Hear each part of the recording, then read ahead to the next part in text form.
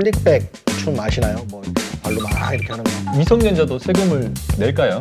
돈을 벌었으면 세금을 내야죠. 미성년자도 당연히 사업자 등록증을 낼 수 있는데요. 창업 비용이 발생되는 부분들이 있을 경우에는 증여세 문제도 발생될 수 있습니다. 아니면 사업자를 별도로 내서 진행하는 게 나으냐를 자주 물어보신단 말이죠. 반드시 내야 되는 케이스라고 하면은 경비 처리를 해야 세금이 줄어들 거 아니에요. 카톡으로 카톡을 보내는데 대부분 무시하세요. 홈택스를 이용해서 환급 신청을 하실 수도 있습니다.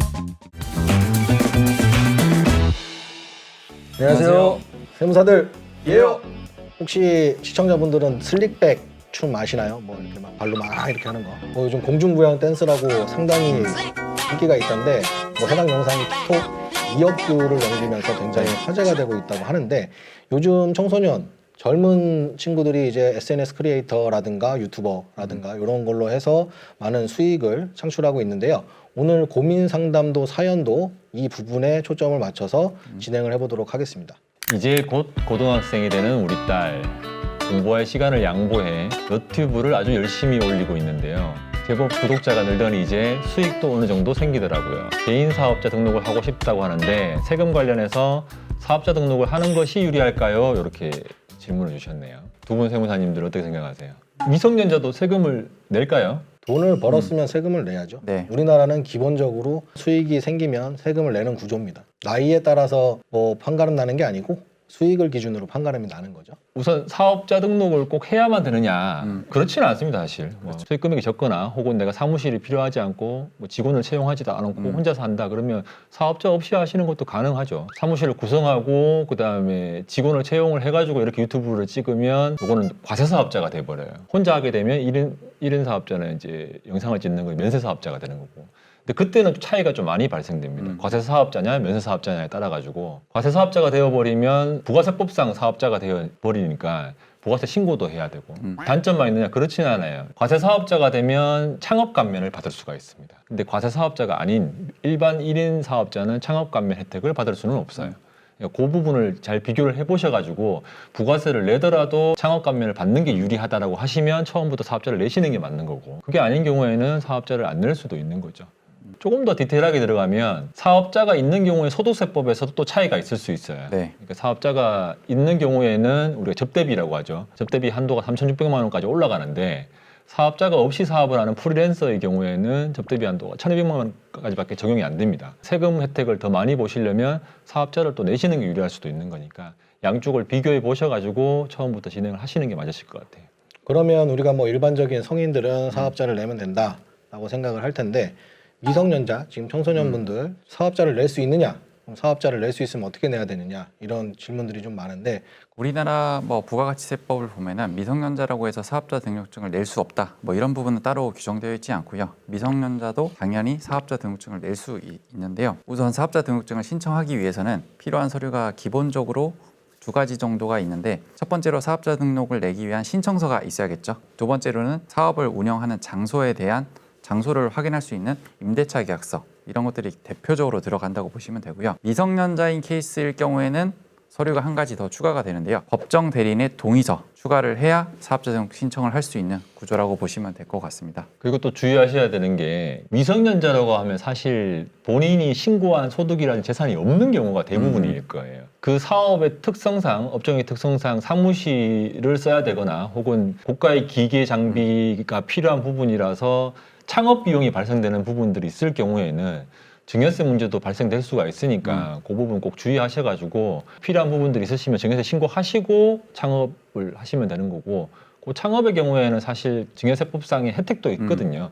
그러니까 절차를 따라가지고 그 절차에 해당되면 그 감면을 잘 활용하는 것도 좋으실 것 같아요. 젊은 친구들 중에 이제 쇼핑몰 많이 하시는 분들이 많죠. 그래서 쇼핑몰 같은 경우에는 조덕계 세무사님이 말씀하신 사업자 등록을 내고 그다음에 이제 구청이나 시청에 통신판매업 신고해서 허가를 받아야 되는 부분도 추가로 있습니다. 이게 지금 통신판매업 허가를 받지 않게 되면 과태료가 발생을 하기 때문에 통신판매업 허가까지 신청을 하시기를 바라겠습니다. 그리고 또 대부분의 허가나 등록이나 신고하는 경우에는 신고 등록 허가 자체를 받고 나서 사업자를 내는데 통신판매업은 특이한 게 사업자를 먼저 내고 통신판매업 신고를 나중에 받는 거니까 조금 순서가 바뀔 수 있으니까 네. 그 점 꼭 이해하셔야 될 것 같아요. 수많은 프리랜서 분들이 국내에는 있으시죠. 그렇죠. 그분들이 프리랜서라는 게 이제 사업자 번호가 없는 개인 사업자 같은 느낌의 이제 사업자인데 프리랜서 분들이 그럼 나는 그냥 이대로 진행하는 게 나으냐 아니면 사업자를 별도로 내서 진행하는 게 나으냐를 자주 물어보신단 말이죠.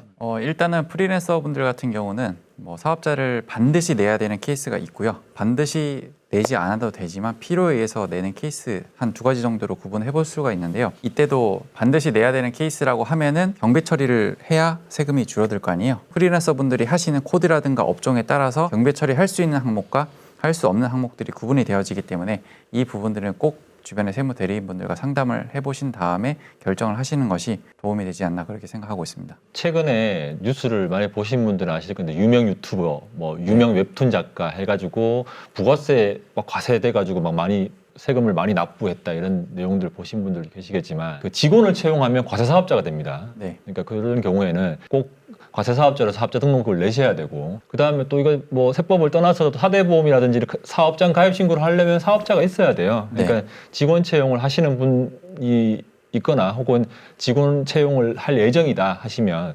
필수적으로 사업자 등록을 하셔가지고 진행하시는 게 나중에 가산세를 안 낼 수 있는 뭐 그런 부분들이니까 주의하셔야 될 것 같아요. 내 수익이 워낙에 많아서 뭐 이제 우리가 일타 강사 같은 분들 그런 분들은 직원들도 있죠.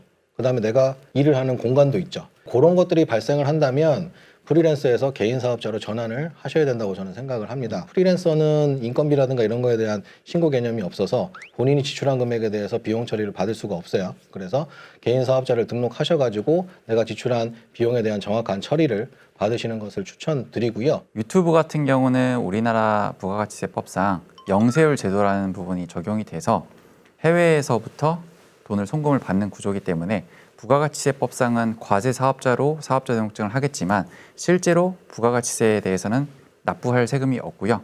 다만 이에 대한 매입 자료가 있다고 하면은 매입 증빙을 가지고 부가가치세법상 환급이라는 제도를 활용해 볼 수 있기 때문에 이 부분에 대해서는 주변의 세무 대리인들과 한번 상담을 해보시는 것이 좋을 것 같습니다. 지금 저희가 프리랜서 비용 처리를 위해서 사업자 등록을 하라고 말씀을 드리고 있는데 프리랜서로 그냥 계속 가시는 분들 사업자를 내지 않고 비용 처리할 수 있는 게 없나요? 그러니까 이게 사업자하고 사실 똑같아요. 사업자 등록이 있거나 없거나 똑같은데 접대비에 대한 부분의 지금 법령에 나와 있는 건 아니고 네. 기존에 뭐 예규나 판례에서는 사업자 등록이 없으면 접대비 한도를 조금 낮게 둔다 이렇게 하는 부분인데 결국 프리랜서들이 많이 지출하는 부분들이 사실 신용카드예요.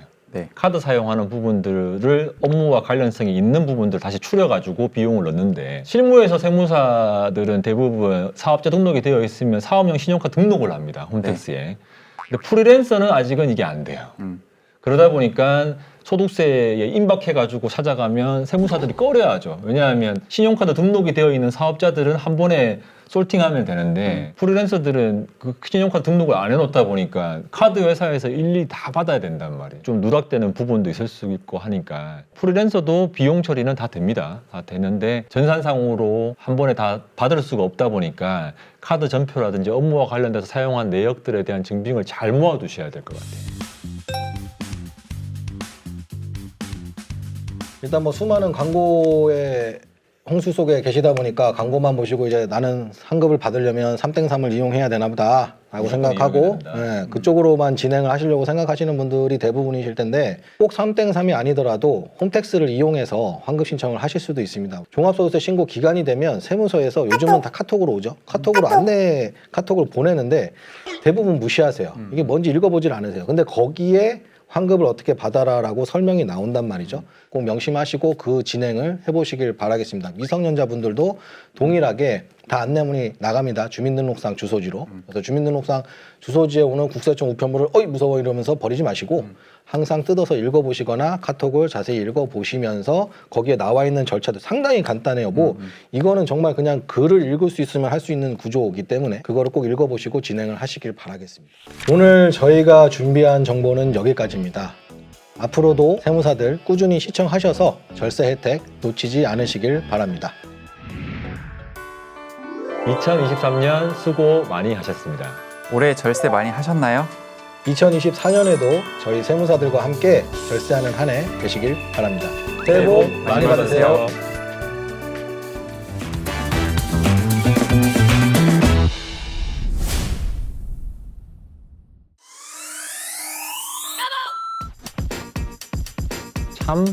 참이란 부사가 표인데 표.